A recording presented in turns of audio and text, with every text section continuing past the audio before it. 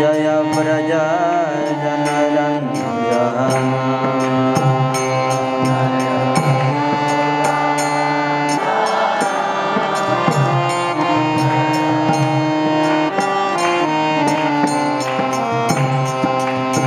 जय यमुना तीरा बनचारी जय कुंज बिहारी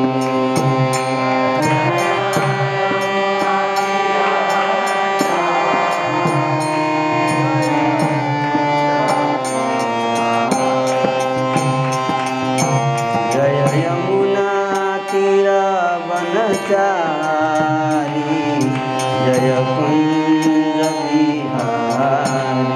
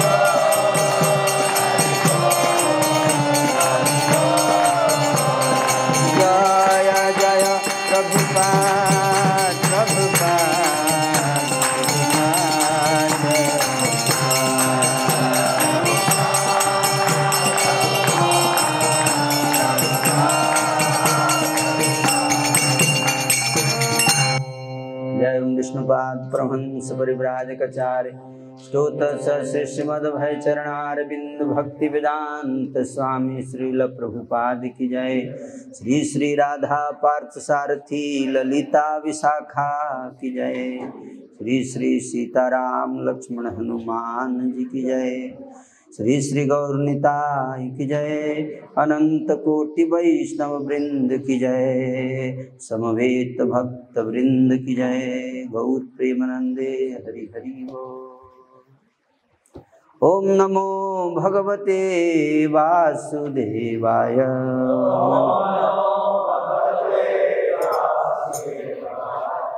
ओम नमो भगवते वासुदेवाय।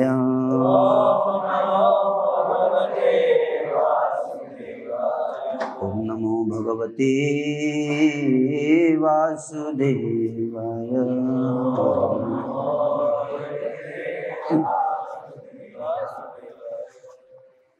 हरे कृष्णा। तो आज हम लोग श्रीमद् भागवत के छठे स्कंद का प्रथम अध्याय का नाम है अजामिल के जीवन का इतिहास। और इस अध्याय का 3 श्लोक के ऊपर चर्चा किया जाएगा। श्लोक संख्या 66, 67 और 68। तो 2 श्लोक जो है हम लोग पढ़ेंगे और तीसरे श्लोक को दोहराएंगे।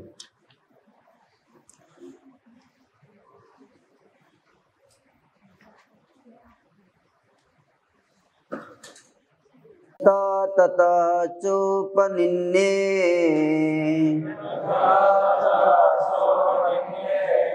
न्यायतो धनम बभारास्या कुटुम्बिन्याः कुटुम्बं मन्दधीरयम्।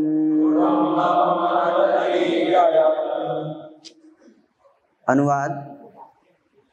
यद्यपि वह ब्राह्मण कुल में उत्पन्न था, किंतु वेश्या की संगति के कारण बुद्धि से विहीन उस धूर्त ने जैसे तैसे करके धन कमाया, चाहे वह उचित रीति से हो या अनुचित रीति से, और उसको वेश्या के पुत्रों तथा पुत्रियों के भरण पोषण में लगाया।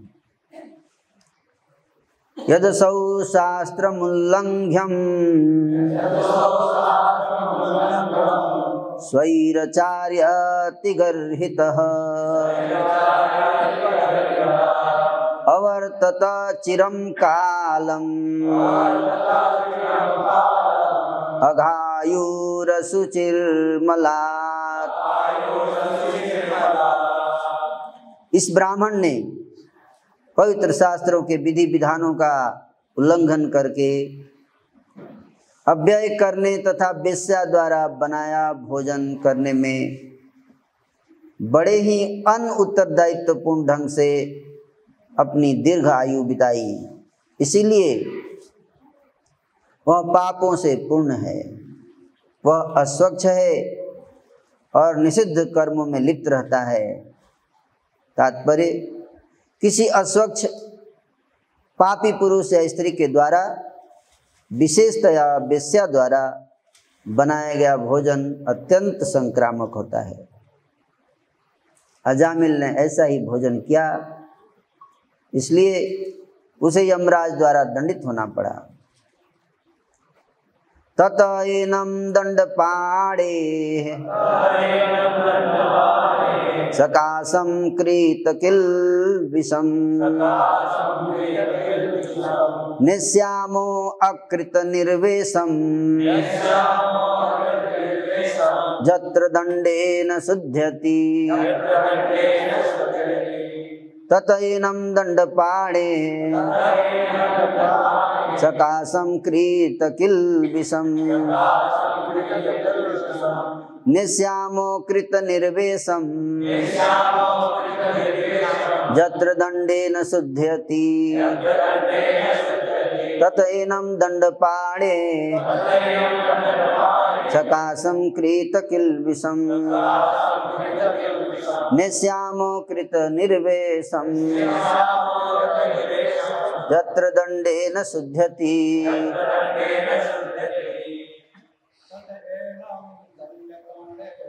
तत्रैनं दंडपाणे सकाशं कृतकिल्बिषम् निश्यामो कृतनिर्वेशम् यत्र दंडेन शुध्यति ततैन दंडपाणे सकाशं कृतकिल्बिषम् निश्यामो कृतनिर्वेशम् यत्र दंडेन शुध्यति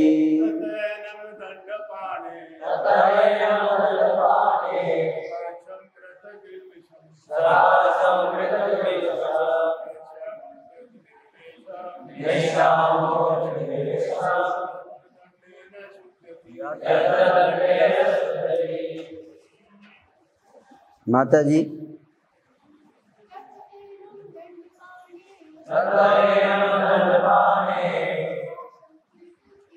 सकाशं कृतकिल्बिषम् निश्यामो कृतनिर्वेशम् यत्र दंडेन शुध्यति। शब्दार्थ ततः इसलिए एनम उसको दंडपाणे यमराज की जिस दंड देने का अधिकार है सकाशम समक्ष कृत किल्बिषम जिसने नियमित रूप से सारे पाप कर्म किए हैं निश्याम हम ले जाएंगे अकृत निर्वेशम जिसने प्रायश्चित नहीं किया हो यत्र जहाँ दंडेन दंड द्वारा शुद्धयति शुद्ध बना दिया जाएगा। अनुवाद और तात्पर्य श्रील प्रभुपाद जी के द्वारा। इस अजामिल ने कोई प्रायश्चित नहीं किया, अतः उसके पापी जीवन के कारण हम इसे दंड देने के लिए यमराज के समक्ष ले जाएंगे। वहां यह अपने पाप कर्मों की मात्रा के अनुसार दंडित होगा और इस तरह से शुद्ध बना दिया जाएगा। तात्पर्य विष्णुदूतों ने अजामिल को यमराज के पास ले जाने से यमदूतों को रोक दिया था। अतएव यमदूतों ने बताया कि ऐसे व्यक्ति को यमराज के पास ले जाना उचित है। चूंकि अजामिल ने अपने पाप कर्मों के लिए कोई प्रायश्चित नहीं किया था, अतः उसे शुद्ध बनाने के लिए यमराज के पास ले जाया जाना था। जब कोई व्यक्ति हत्या करता है तो वो पापी बन जाता है, अतः उसका भी वध कर दिया जाना चाहिए, अन्यथा मृत्यु के बाद उसे तमाम पाप फल भोगने होंगे। इसी तरह अत्यधिक गरीब पापी व्यक्तियों को यमराज द्वारा दंड दिया जाना शुद्धि की विधि है। अतः यमदूतों ने विष्णुदूतों से अनुनय विनय किया कि वे अजामिल को यमराज के पास ले जाने से ना रोकें। इस प्रकार श्रीमद्भागवत के 6ठे स्कंद के अंतर्गत अजामिल के जीवन का इतिहास नामक प्रथम अध्याय के भक्ति वेदांत तात्पर्य पूर्ण हुआ। ओम अज्ञान तिमिरांधस्य ज्ञानांजन शलाकया चक्षुरुन्मीलितं येन तस्मै श्री गुरवे नमः। श्री चैतन्य मनोभीष्टं स्थापितं येन भूतले स्वयं रूपः कदा मह्यं ददाति स्वपदान्तिकम्। वन्देऽहं श्रीगुरो श्रीयुतपदकमलं श्रीगुरुन् वैष्णवांश्च श्रीरूपं साग्रजातं सहगण रघुनाथान्वितं तं सजीवं साद्वैतं सावधूतं परिजनसहितं कृष्ण चैतन्य देवं श्रीराधा कृष्ण पादान् सहगण ललिता श्री विशाखान्वितं च। हे कृष्ण करुणा सिंधु दीनबंधु जगतपते गोपेश गोपिका कांत राधा कांत नमस्तुते। तप्त कांचन गौरांगी राधे वृंदावनेश्वरी वृषभानुसुते देवी प्रणमामि हरिप्रिये। वाञ्छाकल्पतरुभ्यश्च कृपा सिंधुभ्य एव च पतितानां पावनेभ्यो वैष्णवेभ्यो नमो नमः।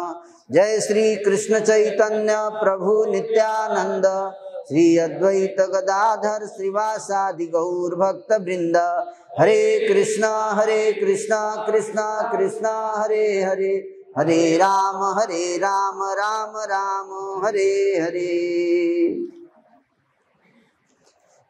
हरे कृष्णा। तो आज श्रीमद् भागवत का प्रथम अध्याय, छठा स्कंद का प्रथम अध्याय का यह अंतिम 3 श्लोक है, जिसके ऊपर चर्चा चल रही है। श्रील प्रभुपाद जी तात्पर्य में इस प्रसंग के पीछे का जो घटना है, कॉन्टेक्स्ट जिसको बोलते हैं, कॉन्टेक्स्ट क्या है इसको बताते हैं।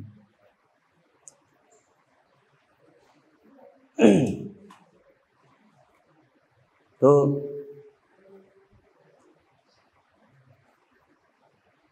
नरकों का वर्णन करते समय नरक में किस प्रकार से जीवात्मा को कष्ट दिया जाता है, उस वर्णन को बड़े ही विस्तार से प्रस्तुत किया सुखदेव गोस्वामी जी ने महाराज परीक्षित को, कि किस प्रकार के नरक में किस प्रकार का दंड, किस प्रकार के अपराध के लिए दिया जाता है।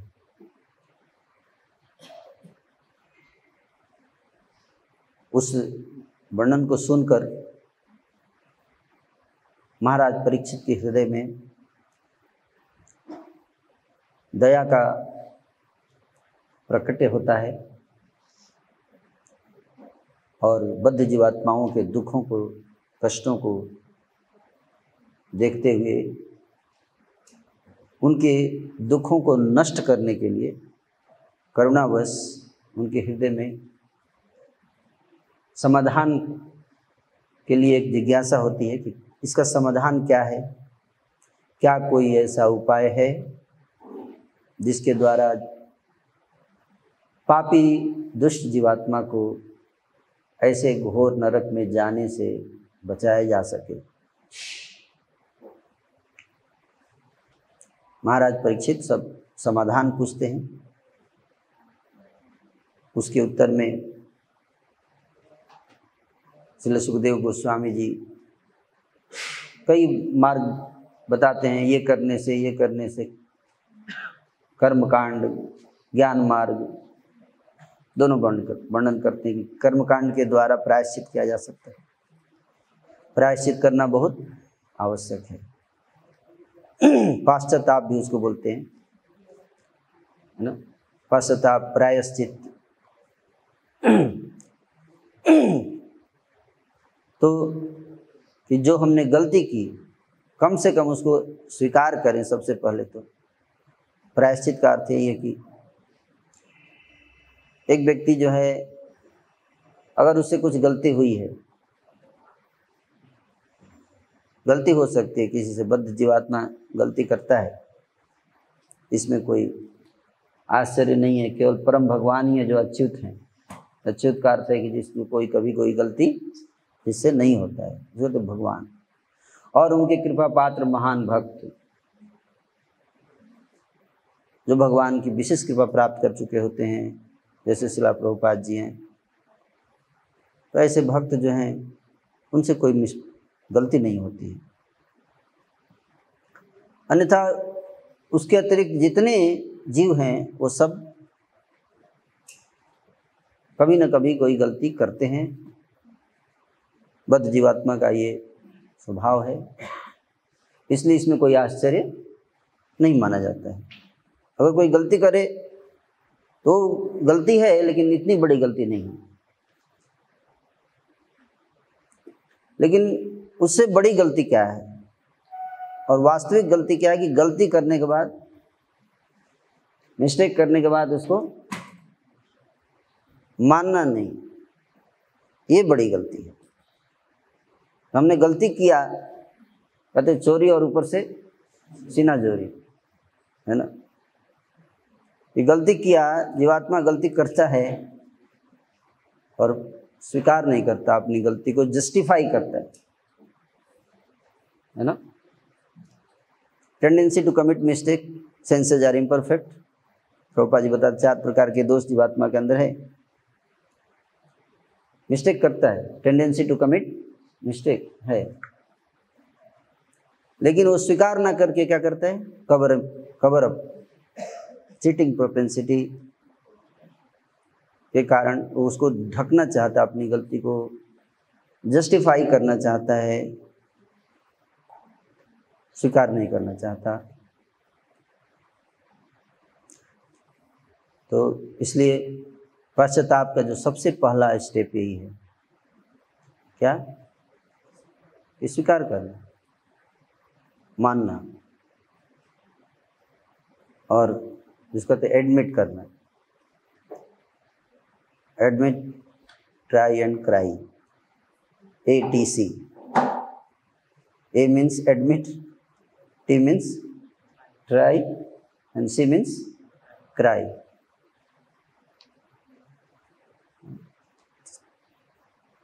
हर चीज शुद्धिकरण प्रारंभ होता है किससे, A से। A मतलब एडमिट करना। जब तो कोई व्यक्ति एडमिट नहीं करता, स्वीकार नहीं करता कि मैंने कोई गलती की है, जो सबसे कठिन काम है ना। सबसे कठिन काम क्या है, स्वीकार करना कि हाँ मुझसे गलती हुई है। इसको कहते हैं पहला स्टेज है शरणागति का। शरणागति का पहला स्टेज क्या है, स्वीकार करना। भूलिया तो मारे संसारे आसिया, पे नाना विध व्यथा, तुम्हार चरणे ना भजिनु कभू, कहिबो दुखेर कथा। भूलिया तुम्हारे संसारे आसिया, ये पहला सॉन्ग जो है शरणागति पुस्तक का। श्रील भक्ति विनोद ठाकुर जी कहते हैं कि भूलिया तुम्हारे, है ना, पहली गलती क्या किया हमने, आपको भूल गया। और फिर दूसरा, इस संसार में आ गए, ये ओरिजिनल मिस्टेक। उसके बाद तो बहुत किया, ये आदि गलती, है ना, आदि पुरुष, आदि गलती, है ना। ओरिजिनल मिस्टेक क्या है, ओरिजिनल मिस्टेक, कृष्ण भूलिया जीव भोग वांछा करे। तो पहला मिस्टेक ये, जो ओरिजिनल मिस्टेक ये है कि जीव, हम सब कृष्ण को भूलकर और संसार में भोग वांछा करते हैं, भोगने की इच्छा। इसको एडमिट करना, स्वीकार करना, यहाँ से ये गलती है। ये पहले बोलते इसमें क्या गलती है, संसार ने, दुनिया हमको हमारे एंजॉयमेंट के लिए तो बनाया है ना। किसी को कहा जाए कि आप, है ना, मांस मत खाइए, बोले मांस क्यों नहीं खाएं, भगवान ने किस लिए बनाया है, खाने के लिए तो बनाया है ना।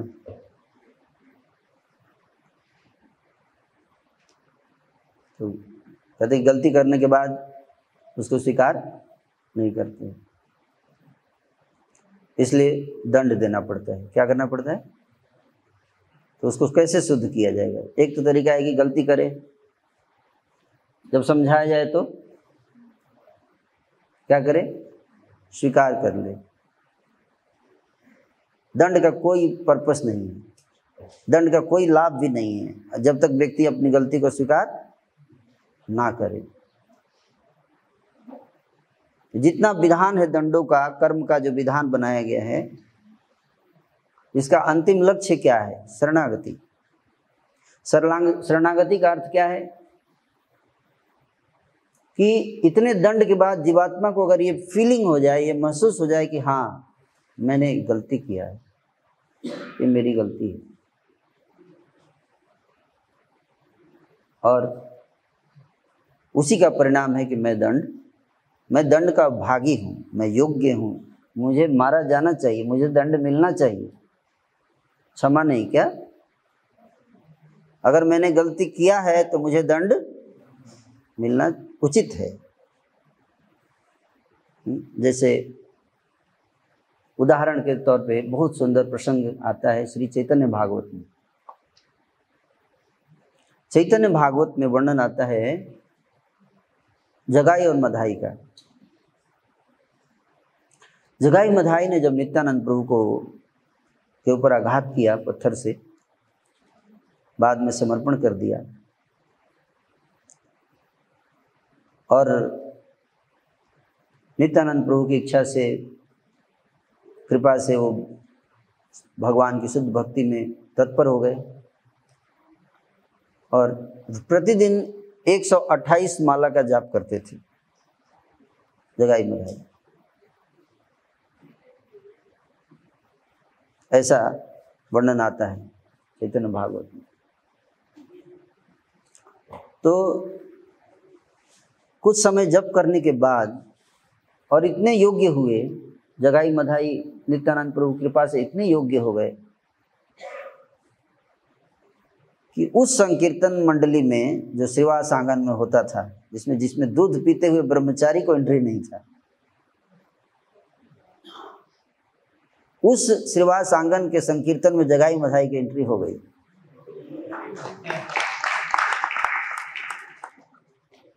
ये नित्यानंद प्रभु की विशेष कृपा है ना। कई लोगों को वहां एंट्री नहीं मिलता था, है ना, वीआईपी संकीर्तन था। विशेष गोलोक के प्रेम धन हरिनाम संकीर्तन।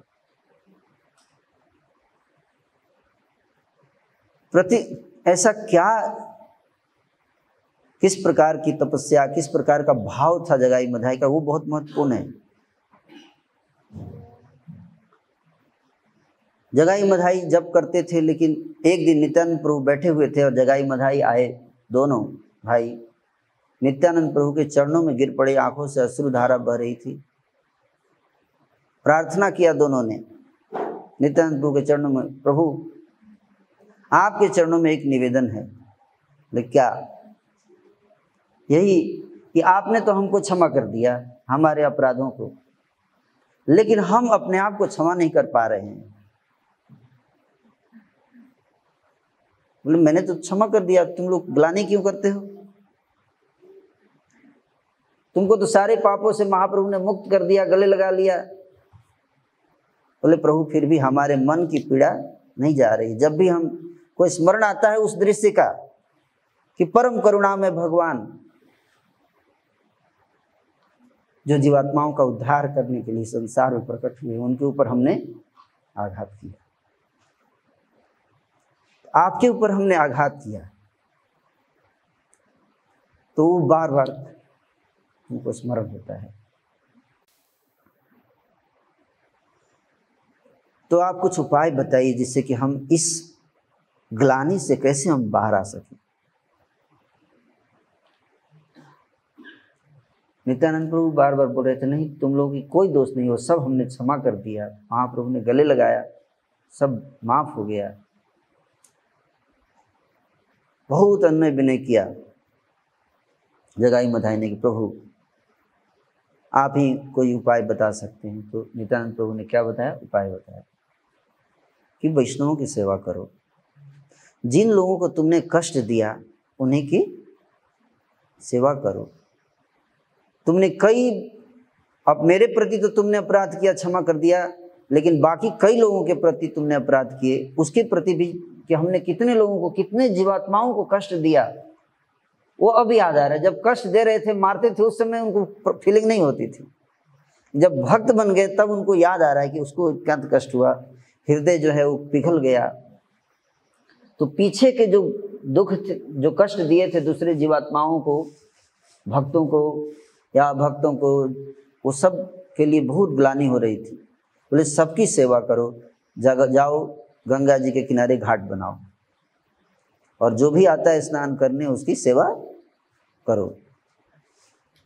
जगाई मधाई ने क्या किया? वहाँ भी मधाई घाट है मायापुर में। वहाँ घाट बनाया अपने हाथों से, दोनों भाई ने गंगा के तट पर घाट बनाए और अपने घाट पे इनविटेशन भी दिया कि आइए हमारे घाट पर सब लोग आइए स्नान करने। तो पहले तो कोई ज़्यादा नहीं था, लेकिन फेमस थे दोनों पीटने के लिए फेमस थे। तो लोगों को लगता था कि कहीं इनका आदत था, पहले बड़े प्रेम से बुलाते थे किसी को, तो लोगों को लगता था कि सुधर गए हैं, तो फिर उसके बाद जम के मारते थे। मतलब उल्टा काम करते थे कई बार। तो शास्त्र को पढ़ते थे ताकि पता कर सके कि आज कौन सा नियम तोड़ना है, इसलिए नियम पहले पढ़ना पड़ेगा। मतलब परवर्टेड मेंटालिटी था। लोगों को ऐसे पता था कि जगाई मधाई जो है इतने दुष्ट हैं, तो बहुत परिश्रम करने कुछ लोग घाट पे पहुंचे तो उनको स्नान करने के लिए फिर उनके कपड़े भी धो देते थे। ये धोती कुर्ता लेकर धोते थे, साफ करते थे, जब फिर उसको डाल देते थे सूखने के लिए, फिर उसको आयरन करके, आयरन अब तो नहीं था, मतलब सेवा भाव की बात कर रहा हूँ। इस प्रकार से अपने आचरण से, अपने व्यवहार से उन्हीं लोगों को प्रसन्न करने लगे जिनके प्रति उन्होंने क्या किया, अपराध किया।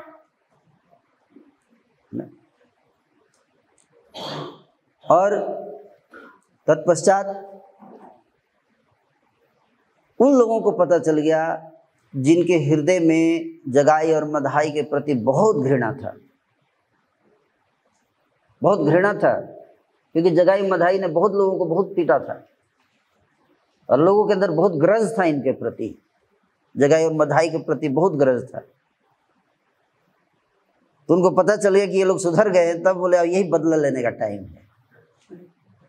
उनको खबर फैल गई कि ये दोनों सुधर गए हैं, अब मारते पीटते नहीं है, गाली भी देते तो कुछ नहीं बोलते, बोले यही टाइम है बदला लेने का। वो आते थे, आके पत्थर उठा के मारते थे जगाई मधाई। जगाई मधाई उस पत्थर को उठाकर फिर से जाते थे उनके पास, उनके हाथों में पकड़ा देते थे और बोलते थे और मारो, क्योंकि हमने जो पाप किए उसका यही पश्चाताप है, प्रायश्चित है। आप ये जो कष्ट है ये बहुत कम है उसके लिए। इस प्रकार का हृदय परिवर्तन जगाई मधाई के हृदय में हुआ, उसको प्रायश्चित। तत्ते नुकंपा सुस्मिक्षमाणो भुंजानेवात्म कृतम विपाकम हृदवाग वपुर्भिर्विद्धाम नमस्ते जीवित यो मुक्ति पदे सदाय भाग। कि जब किसी अपराधी को जज के द्वारा दंड निर्धारित किया जाता है, न्यायाधीश दंड निर्धारण करता है कि इसको ये दंड मिलना चाहिए, कानून के हिसाब से, न्याय व्यवस्था के हिसाब से इस अपराधी को ये दंड मिलना चाहिए।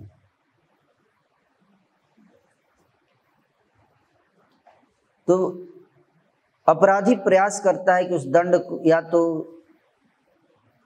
प्रपंच करके, नाना प्रकार की व्यवस्था करके, दिमाग लगाकर साबित कर दे कि नहीं मैंने अपराध किया नहीं। एक पहला रिस्पॉन्स ये होता है, जैसे आजकल होता है कि वकील रख लिया और वकील उसके तरफ से उसको क्या करता है, बचाता है, उसको दंड से बचा लेता है, झूठ मूठ बना के कानून को उलट पुलट कर बचा लेता है। कई बार क्रिमिनल्स छुप जाते हैं, अपराधी छुप जाते हैं, क्योंकि अपराधी चाहता है कि हम छूट जाएं, हमारे किए हुए पापों का हमको दंड ना मिले, ताकि हम फिर से कर सकें, है ना। ये एक रिस्पॉन्स होता है। दूसरा रिस्पॉन्स, अगर वो नहीं बच पाता है और इन केस उसको कितना भी उपाय किया, दिमाग लगाया, उसको दंड मिल जाता है न्यायाधीश के द्वारा, धन से, अपनी बुद्धि देकर, धन देकर, अपने बल प्रयोग से किसी भी प्रकार से जब वो नहीं बच पाता है और उसको दंड दे दिया जाता है ना, तो वो उसको जेल में बंद कर दिया जाता है, तो उसका रिस्पॉन्स क्या होता है? उसको कहता है अच्छा तुमने मेरे को जज साहब दंड दिया तुमने, मैं एक बार निकलता हूँ तो फिर देखता हूँ तेरे को, है ना, निकलूंगा तो तेरे को देखूंगा, है ना। मतलब 4 साल दंड लिया, जेल में रहा, उसके बाद जब बाहर आया तो उसको हृदय परिवर्तन, जिस उद्देश्य के लिए उसको दंड दिया गया उद्देश्य की पूर्ति नहीं हुई, बाहर आके बदला लेने का सोचता है। तो दंड का जो उद्देश्य था वो उद्देश्य पूरा नहीं हुआ। दंड का उद्देश्य क्या था? उस व्यक्ति को रियलाइज हो कि उसने अपराध किया है, मैंने गलती किया, मुझे ये दंड मिला है, उचित मिला है। थर्ड रिस्पॉन्स क्या होता है कि वो जज को धन्यवाद दे कि आपने मुझे दंड दिया, उचित ही किया, है ना, मुझे तो और भी दंड मिलना चाहिए था। लेकिन कोई ऐसा क्रिमिनल है जो ऐसा कहता है? पूरे भारत में जितने न्यायालय, उसमें 4.5 करोड़ केस पेंडिंग में है भारत के न्यायालय में। एक भी ऐसा अपराधी है जो जाकर कह दे कि जज साहब हमसे गलती हो गई, है ना, आप हमको दंड दे दीजिए, मैं स्वीकार करता हूं अपने दंड को। 4.5 करोड़ केस एक दिन में खत्म हो जाएंगे, है कि नहीं? नहीं, क्योंकि ये सबसे कठिन काम है ना, ये चीटिंग प्रोपेंसिटी, है ना। कोई एडमिट नहीं करता,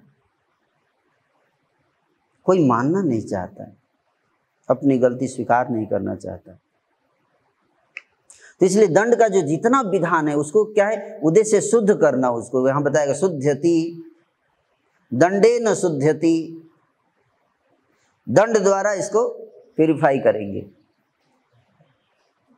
पर क्या दंड द्वारा शुद्ध होता है जी? नहीं होता है। शुद्ध कैसे होता है? शुद्ध होता है साधु संघ के द्वारा। वास्तविक शुद्धि होती है कैसे? साधु संघ के द्वारा। साधु संग सर्वशास्त्र कोय, लव मात्र साधु संग सर्व सिद्धि। ज्ञान के द्वारा भी नहीं, ज्ञान के द्वारा शुद्धि नहीं होती है। आप देखिए इतने सारे आईएएस ऑफिसर्स हैं, है ना, उनको सब पता है, सब पता है, ज्ञान है, फिर भी भ्रष्टाचार में लिप्त है। सारे शास्त्रों का ज्ञान है। रावण था, शास्त्रों का ज्ञान था। हिरण्यकशिपु गीता आपने सुना है, श्रीमद् भागवत में है। अपने भाई हिरण्याक्ष की मृत्यु के बाद उसने गीता का शास्त्र सिद्धांत बताया, लेकिन उसके बाद उसने अपनी गलती नहीं मान रहा है। जैसे ही गीता खत्म हुई उठा, बोला विष्णु मेरे निर्दोष भाई को, उसने बेकसूर भाई को मारा है। इस बार पक्षपात किया विष्णु ने। अभी तक विष्णु, कम से कम विष्णु बचा हुआ था पॉलिटिक्स से, इसलिए हम विष्णु को सम्मान करते थे। लेकिन अब जबकि उसने मेरे भाई को, निर्दोष भाई को, बेकसूर भाई को मारा, इसका मतलब विष्णु भी अब पॉलिटिक्स में लिप्त हो गया। देवताओं का पक्षपात, अपनी गलती, अपने भाई की गलती नहीं मान रहा है कि मेरा भाई जो बिना मतलब के जा जाके लड़ता था लोगों को, नहीं मान रहा है। क्यों नहीं मान रहा है? क्योंकि हिरण्याक्ष सबको मारता था, लेकिन हिरण्यकशिपु को सामने आता था तो क्या करता था? बिल्कुल एकदम उसके आज्ञाकारी बन जाता था। हिरण्यकशिपु को सबको कष्ट देता था, सारे संसार को प्रताड़ित कर, कोई बात नहीं, मेरी बात मानता था, है ना। इसलिए उसको ज्ञान है, दूसरों को बता भी रहा है, लेकिन खुद स्वीकार नहीं कर सकता। इसलिए कर्म के द्वारा, ज्ञान के द्वारा हृदय की शुद्धि नहीं होती, दंड के द्वारा भी नहीं होती है। वास्तविक शुद्धि हृदय की होती है कैसे? सत्संग। सत्संग में क्या होता है? आपनी आचार्य प्रभु जीवे सिखाए। एक संत जो है अपने आचरण से, ज्ञान से नहीं, कैसे? आचरण से। ज्ञान तो संत देता है, सही बात है, लेकिन जब तक आचरण करके नहीं दिखाएगा हृदय परिवर्तन नहीं होगा। श्रील प्रभुपाद जी का हम आचरण देखते हैं। प्रभुपाद जी ने ज्ञान भी दिया, साथ ही साथ आचरण, दोनों जरूरी होता है। संत का ज्ञान भी था, आचरण। और कौन सा ज्ञान? शुद्ध ज्ञान, शुद्ध भक्ति का ज्ञान, संबंध ज्ञान है ना। उस ज्ञान को देने के साथ साथ आचरण की, उस आचरण पर चलना है। अपनी आचार्य प्रभु जीवेर सिखाए। तो संत के संग में आने से जीवात्मा का हृदय परिवर्तित होता है। जैसे देखिए, धीरा धीर जन प्रियौ प्रिय करौ, छठ गोस्वामी अष्टकम में श्रीनिवास आचार्य जी कहते हैं, धीर और अधीर दोनों के लिए क्या है? प्रियौ। प्रियौ मतलब धीर भी प्रेम करते हैं और अधीर भी, दोनों प्रेम करते हैं छठ गोस्वामी वृंद से। क्यों? उनका आचरण ऐसा है। सब है ना, मानते हैं कि इनके, ये हमेशा हमारी भलाई के लिए जो भी बोलते हैं, हमारी भलाई के लिए बताते हैं। तो इसलिए हृदय परिवर्तन का जो सबसे महत्वपूर्ण जो पहलू यही है कि ऐसे वैष्णव, ऐसे संत, ऐसे महात्मा जो क्या करते हैं? करुणा देते हैं, कृपा देते हैं।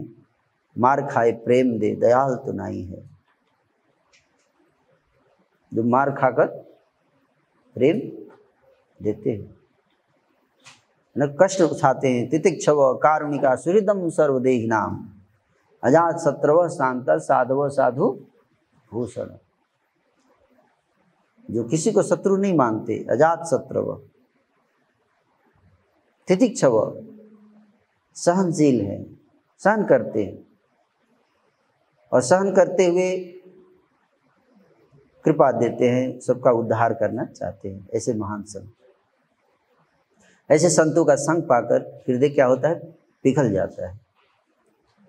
देखो रे भाई त्रिभुवने नाई, एमोन दयाल दाता, पशु पाखी झूरे पाषाण बिदरे, सुनी जार गुण गाथा।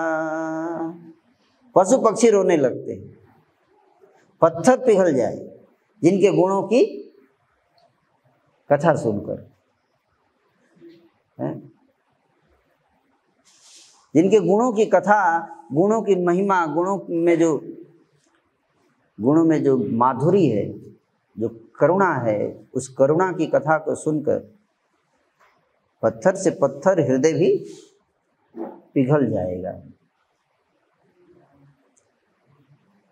तो वो गौर निताई परम करुणा, पाहु दुई जन निताई गौरचंद्र, और उनके जितने पार्षद हैं, जो पार्षद, गौर पार्षद जितने हैं, उनका ये विशेष गुण है ना। तो इसी बात को यहाँ पर आप देखिए कि इस प्रसंग में यहाँ पे बता रहे हैं कि अब जब विष्णु दूतों ने जब देखा कि अजामिल ने नारायण नाम का उच्चारण किया, तो आ गए, उन्होंने बंधन काट दिया। जो पास जो लगाया था, गले में खींच के ले जाने वाले थे, उसको काट दिया, और काट कर और अजामिल को रोक दिया तो यमदूतों को बहुत क्रोध आया। बोले आप लोग क्यों रोक रहे हैं? आप हमारे काम में क्यों इंटरफेयर कर रहे हैं?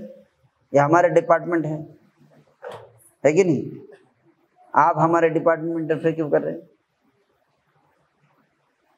तो बोले कि नहीं, ये तो दंड का भागी नहीं है, अब अजामिल दंड का भागी नहीं है, तुम साबित करो। अगर तुम जानते हो कि दंड धर्म का सिद्धांत, तो बताओ कि किस बेसिस पे तुम इसको ले जा रहे हो।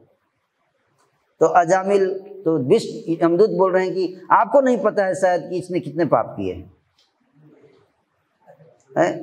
आप लोग सेंटिमेंटल हो गए नारायण सुन के, आप लोग शायद दया आ रही है इसके ऊपर, दया आ रही है आपको इसका कष्ट देख के, लेकिन आप ये दया के लायक आदमी है नहीं, क्योंकि आप इसका बैकग्राउंड नहीं जानते। शायद आप लोग इसका बैकग्राउंड नहीं जानते, इसलिए आप लोग वैष्णव जैसे दिख रहे हैं। होता भी है ऐसा, रियल लाइफ में वैसा होता है कि वैष्णव का हम देखते हैं हमारे सोसाइटी में भी तो भक्त होते हैं ना, बहुत दयालु हृदय होते हैं। कोई आके थोड़ा रो देगा, है ना, थोड़ा क्षमा मांग देता है तो तुरंत अच्छा ठीक है, नहीं कोई बात नहीं, सुधर गया है। नहीं, वैष्णव का हृदय बहुत दयालु होता है ना। तो इसलिए यमदूत सोचे कि शायद ये लोग, है ना, इसका बैकग्राउंड नहीं जानते होंगे, इसलिए डिटेल में बैकग्राउंड बता रहे हैं कि इसने क्या क्या पाप किए। तो उसी का बैकग्राउंड यहाँ बता रहे हैं कि ब्राह्मण, वो सोच रहे कि शायद ब्राह्मण कुल में जन्म लिया था शायद, इसलिए ये बचा रहे इसको। तो बोले ठीक है, हम मानते हैं कि ब्राह्मण कुल, यद्यपि यह ब्राह्मण कुल में उत्पन्न था, ये बात सही है, लेकिन इसने वेश्या की संगति किया तो ये पाप हो गया, और उसके कारण बुद्धि से विहीन हो गया, और धूर्त ने जैसे तैसे धन कमाया। तो ब्राह्मण घर में जन्म हुआ ठीक है, लेकिन उसके बाद क्या किया ये भी देखना पड़ेगा, है ना। कोई बोले हम भक्त बन गए, जुड़ गए प्रभुपाद जी की संस्था में, लेकिन हम ये भी देखना चाहिए कि जुड़ने के बाद हम क्या कर रहे हैं, वो भी काउंट हो रहा है। ये नहीं कि हम भक्त बन गए तो अब जो भी करेंगे, है ना, नहीं। और वह उचित रीति से हो या अनुचित रीति से उसको वेश्या के पुत्रों तथा पुत्रियों के भरण पोषण में लगाया उस धन को। एक तो अनुचित रीति से कमाया, और उसके बाद उसने उस धन का मिसयूज किया। इस ब्राह्मण ने पवित्र शास्त्रों की विधि विधानों का उल्लंघन किया, अव्यय करने तथा वेश्या द्वारा बनाए भोजन करने में बड़े ही अनुत्तरदायित्वपूर्ण ढंग से अपना दीर्घायु बिताया। प्रभुपाद जी तात्पर्य में बोलते हैं कि वेश्या के द्वारा बनाया हुआ भोजन, है ना, भोजन बहुत इंपॉर्टेंट चीज़ है। कौन बना रहा है उसकी चेतना बहुत शुद्ध होनी चाहिए, इसलिए प्रसाद अब जो है मंदिर में बनता है, कुक की चेतना शुद्ध होनी चाहिए, है ना, नहीं तो इतने सारे एक्सीडेंट होते हैं, है ना। इसलिए प्रभुपाद जी जब अमेरिका गए तो अग्रवाल जी के जो बेटे थे उनके घर में रहते थे, लेकिन अपना प्रसाद प्रभुपाद जी स्वयं बनाते थे अपने, कभी दूसरे को हाथ का जल्दी नहीं खाते थे जब तक कि उनके शिष्य नहीं बन गए। जब शिष्य बन गए, उनकी दीक्षा हो गई ब्राह्मण, तब प्रभुपाद जी उनके हाथ से प्रसाद लेने लगे। अदरवाइज प्रभुपाद जी स्वयं कुकिंग करते थे अपना भोजन। सोचिए 70 साल की से ज़्यादा की उम्र हो गई, उसके बावजूद अपनी कुकिंग प्रभुपाद जी खुद करते। इससे हम समझ सकते हैं कि कितना महत्वपूर्ण चीज़ है ये। विषय अन्न खाइल मलिन हिल मन, मलिन मन नहीं कृष्णेर स्मरण। प्रसाद कितना महत्वपूर्ण चीज़ है ना। हम कई बार देखते भक्त लोग राजू ढाबा को एकदम आबाद किए रहते हैं, है कि नहीं। उनको समझ में आता क्या दिक्कत है, क्या दिक्कत है, ये तो राजू ढाबा पे खा सकते हैं, बस महामंत्र पढ़ लेंगे तो बस, लेकिन क्योंकि हम समझते नहीं है ना। कि कहते हैं ना मूर्ख लोग वहाँ दौड़ के जाते हैं जहाँ देवता लोग भी डरते हैं पैर रखने से, है ना। महान आचार्य, बड़े बड़े संत डरते हैं जिस चीज़ से, तो अल्पबुद्धि लोग वहाँ भाग के जाते हैं। बहुत सावधान रहना चाहिए इन सब चीज़ों से। यहाँ बताया गया है, उसके आधार पर बता रहा हूँ, है ना। और इसलिए बता रहे कि अजामिल ने ऐसा भोजन किया, इसलिए उसे यमराज द्वारा दंडित होना पड़ा ना, क्योंकि उसकी बुद्धि उल्टी हो गई। उस भोजन को करने से बुद्धि उल्टी हो गई, फिर उल्टे काम किए, और फिर उल्टे काम किए तो फिर दंड मिला। और फिर प्रभुपाद जी बता रहे हैं कि न दंड की विधि है ना। तो जब ये सारा डिटेल बता रहे हैं कि इसने ये सब किया, पाप किया, लेकिन उससे भी ज़्यादा बड़ा समस्या क्या है कि इसने कोई प्रायश्चित नहीं किया। सब करने के बाद इसको ये भी नहीं लग रहा है कि कुछ गलती किया है। कई बार भक्त लोग गलती करते हैं लेकिन उसके बाद मानते नहीं है कि हमने कुछ गलती किया है, उसको जस्टिफाई कर देते हैं। प्रभुपाद ने कहा है, प्रभुपाद ने एक बार कहा है कि हमारे गुरु महाराज कहते हैं प्रचार के लिए तुम मीट भी खा सकते हो, कोई बात नहीं, करो। तो on the name of preaching, on the name of Prabhupada, on the name of this and that, है ना, जिसके भी नाम पे करो, लेकिन पूछ के करो किसी से, अपने मन से नहीं, है ना। नहीं तो हम सबको इसका परिणाम भुगतना ही पड़ेगा, है ना, भुगतना ही पड़ेगा। इसलिए महान संत जो होते हैं वो बहुत इन सब चीज़ बारीकियों को बहुत ध्यान में रखते हैं। निज शास्त्रों के सिद्धांतों को तोड़ने में बहुत सावधान रहते हैं, बहुत डरते हैं। और प्रभुपाद जी यहाँ बता रहे हैं, है ना, तो जब उसने बताया ये सब कि इसने प्रायश्चित भी नहीं किया, इसलिए इसको यमराज के पास हम लेके जाएंगे, आप लोग बीच में इंटरफेयर मत कीजिए। तो फिर बाद में अब डिबेट होगा आगे, इसके आगे, है ना। तो बहुत इम्पॉर्टेंट है कि एडमिट करना अपनी गलती को, स्वीकार करना। अगर हमसे कुछ गलती हुआ है तो हमको स्वीकार कर लेना चाहिए। और उसके बाद जो हमारे गुरु हैं उनको हमें पूछना चाहिए कि मैं कैसे इसको सुधार सकता हूँ, और जो वो आदेश दें उसको प्रयास करना कि उसका पालन करें। ये नहीं कि आदेश दे दिए ठीक है, उसके बाद ध्यान नहीं दे। डॉक्टर दवाई देता है तो उसको रेगुलर लेना चाहिए। उसी तरह से गुरु आदेश देते हैं, उसको सेवन करने से, उस आदेश का पालन करने से, उसको कहते हैं ट्राई। और उसके बाद ट्राई करने के बाद भी, अगर प्रयास के बाद भी अगर हमारा हृदय शुद्ध नहीं होता तो फिर हमें भगवान से प्रार्थना करनी चाहिए, क्राई। पर बिना एडमिट किए, बिना ट्राई किए क्राई का कोई वैल्यू नहीं है। कोई एडमिट नहीं करता है, ट्राई नहीं करता, रो रहा है प्रभु प्रभु, है ना, सेंटिमेंटलिज्म। और फिर जाता फिर से, है ना, कोई बोलता है आपसे गलती हमसे, गलती और हमसे हो सकती है, कभी कभी नहीं हो सकती। फिर भगवान प्रभु प्रभु आप ही हैं हमारे पालन, है ना, कि आप सबको क्षमा कर देते हैं प्रभु, हमको भी क्षमा कर दीजिएगा प्रभु, है ना। हमने सुना है कि आप पतितों का उद्धार करने वाले हैं प्रभु, हम पतित बने रहेंगे प्रभु, आप उद्धार करते रहिएगा प्रभु।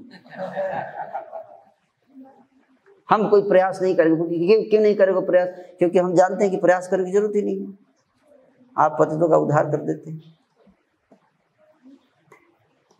है ना। तो फिर पतितों का पिटाई भी करते हैं, है ना, प्रभु ही करते हैं सारा। इसको सावधान रहना चाहिए। हरे कृष्ण।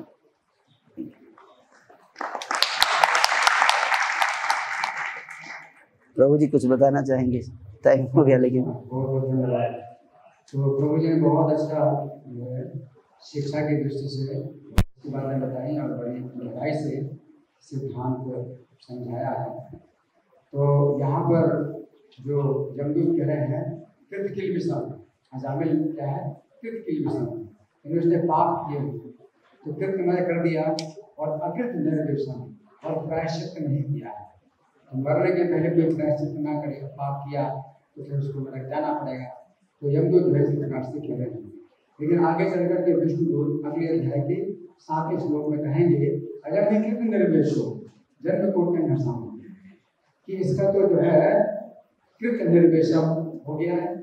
अयम कृत निर्वेशो, कितना? करोड़ जन्मों के पापों का इसका तो प्रायश्चित हो गया है। करोड़ जन्मों के पापों का प्रायश्चित हो गया है। ये ब्याज हार है विष्णु नाम सस्ते में, किसने? भगवान के कल्याणकारी नाम का उच्चारण किया है, विवश होकर। विवश होकर तो लिख दिया। जब जमदूत आए उस समय अपने पुत्र को पुकारा तो विवश होकर के पुकारा, तो विवश वो कह रहे ये व्याजहार जिसको नाम दिवस।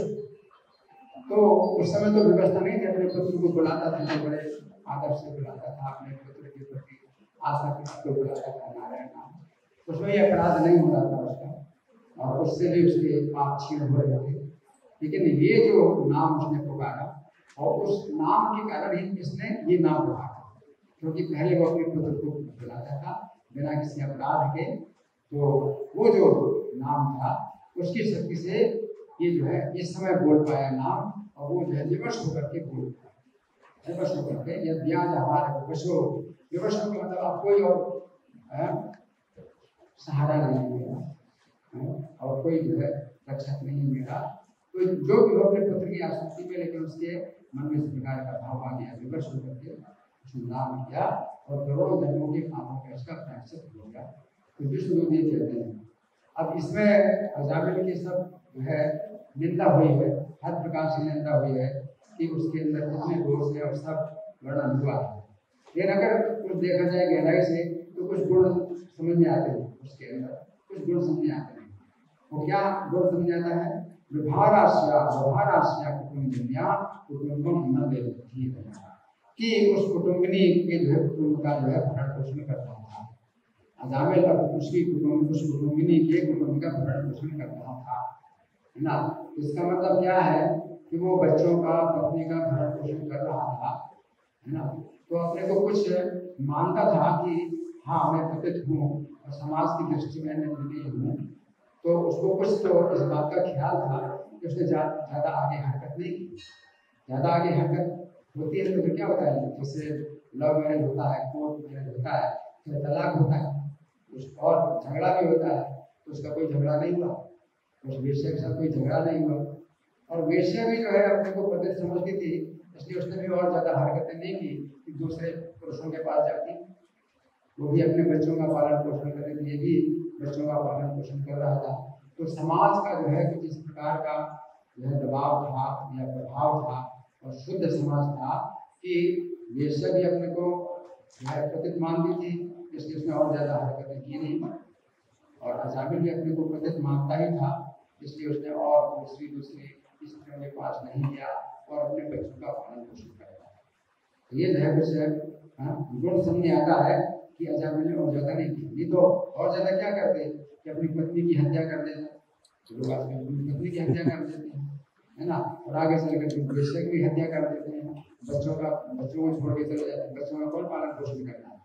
इस जगाई बधाई थे तो कितने पद थे, कितने उल्टे थे कि किसी स्त्री के साथ बलात्कार करेंगे तो ऐसा बलात्कार करेंगे उसके प्राण निकल जाए, है ना। बच्चे का कौन पालन पोषण करे, ये कहाँ बच्चों का पालन पोषण करे, स्त्री की भी हत्या कर देंगे जिसके साथ बलात्कार करते हैं, है ना। ये कितने पद थे, जगाई बधाई कितने पद थे। अजामिल का अगर देखा जाए तो एक बिंदु पर फिर वो जो है और नीचे नहीं गिरा, क्योंकि अपनी को पतित मानता था, इसलिए उसने और आगे की हरकतें नहीं की। और अगर देखा जाए सहजिया जो संप्रदाय है, उनकी तुलना की जाए अजामिल से, तो एक दृष्टि से वो और ज़्यादा गिरे हुए। सहजिया लोग वो जो है अपने को पतित नहीं मानते, दुराचार करते हैं, विचार करते हैं, लेकिन उसमें अपना कोई दोष नहीं मानते, दोष नहीं देखते, और समाज से आदर पाना चाहते हैं, समाज में आदर पाना चाहते हैं, अपनी भक्ति दिखाते हैं।